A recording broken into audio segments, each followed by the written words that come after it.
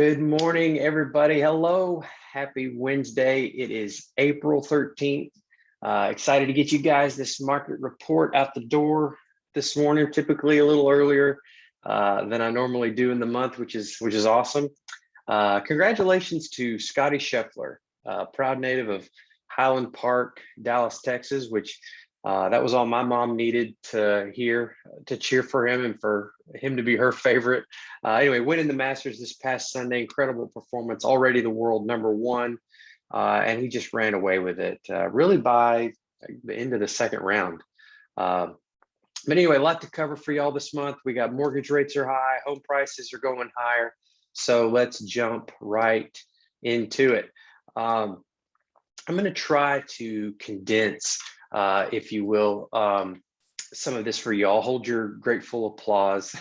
But I got a lot of quotes as usual to share with you, but instead I'm just going to share them in the bottom of the email so you can just browse through them and reference them that way. I'm going to mention them throughout the video, but anyway, I hope that's helpful.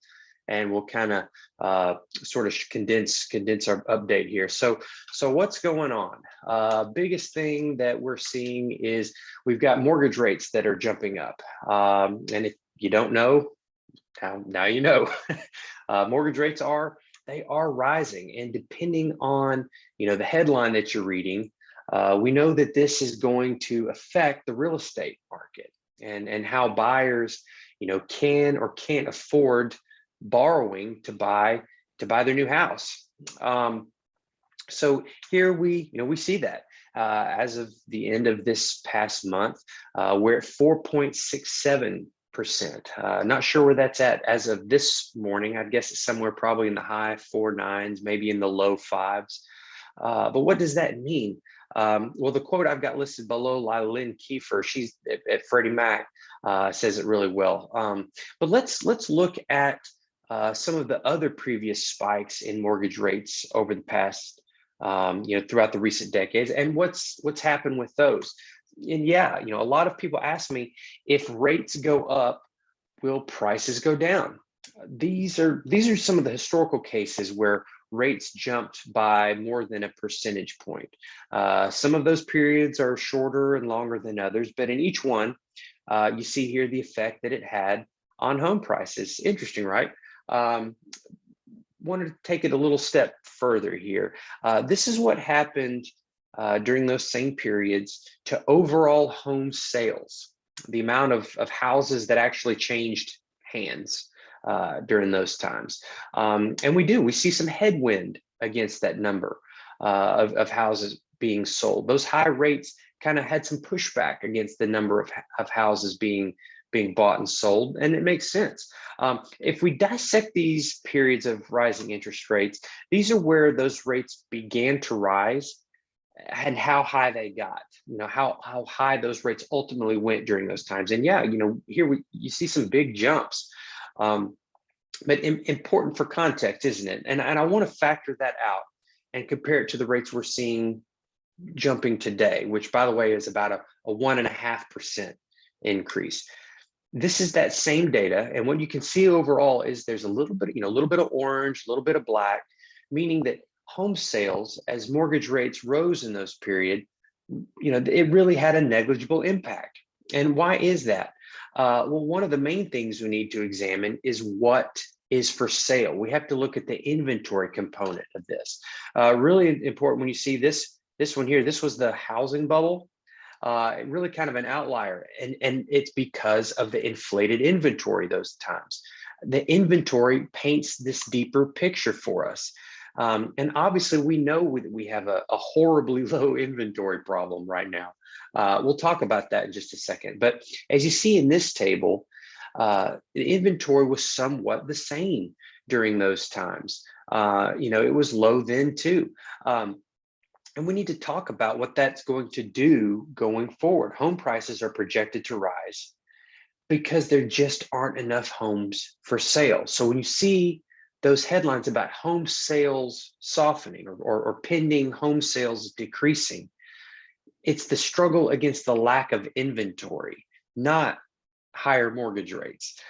Check out the quote below by NAR's Nadia Evangelou. Rates are going to rise, thanks to the inflation that we've got. but not as rapidly as we've seen. Also, there's a quote down there by Freddie Mac that talks about the short versus long-term effects of a rising mortgage rate. All good stuff. So be sure to check it out. So all in all, what's this going to mean for us this spring? What's our market going to ultimately look like? Altos Research, they said it pretty succinctly. They said, we keep watching for it, but there are absolutely no signs of a market slowdown anywhere in the data. If anything, we're seeing the market continue to heat up. And yeah, if you look at it, we see buyer traffic remaining extremely strong across the country. And that's no different for us here in Tennessee. These rising rates have not slowed down this demand much. On the other hand, it's the complete opposite story with seller traffic. There just aren't enough homes coming to market to satisfy this demand. To illustrate it a little bit more clearly, let's look at it like this. Active listings have just now increased for the first time in 6 months. What does that mean? That means that for the past 6 months, more houses were being bought before they ever came to market. That the market wasn't ever replenished with new listings or not enough new listings. And so it shrunk. The amount of available homes for sale every month shrunk. It's just been insane. If you're one of my buyer clients, I'm not telling you anything you haven't already experienced firsthand.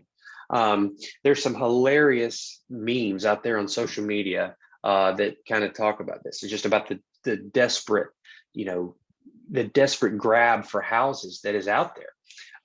And things are beginning to look up, though. Check out what Lance Imbert from Fortune Magazine said about this. But anyway, this shows our national average days on market across the nation. And our national average, is 18 days. Here in Tennessee, we're at about, or at least in Middle Tennessee, we're at about 25 days. We're averaging on market. So from the time a house hits the market to the time it goes under contract, at 25 days. These are some of the more recent data sets from NAR detailing the margins of pending home sales. Here we are in the South. And yeah, as you can see over and over again, it's a supply issue. We as realtors, we just can't sell what we don't have.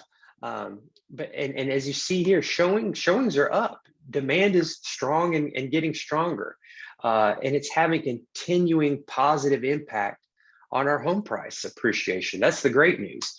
This is all keeping an upward pressure, if you will, on home prices. Again, another quote, check out the one down below by Craig Lazar. It's awesome. January of this year showed the fourth largest year-over-year growth in measured real estate history. Since we've been tracking this, it's the fourth largest growth. And it's incredible.